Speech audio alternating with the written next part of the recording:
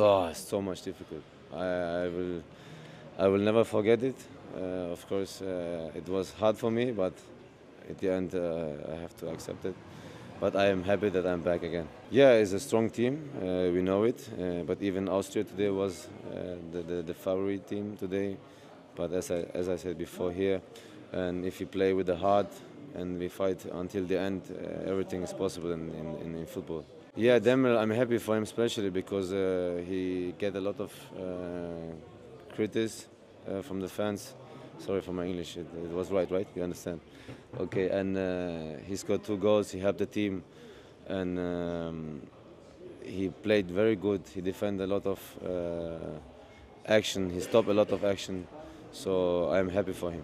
Yes, we need goalkeepers like that they save some chances like that. So as I said before, all the players today was good performing.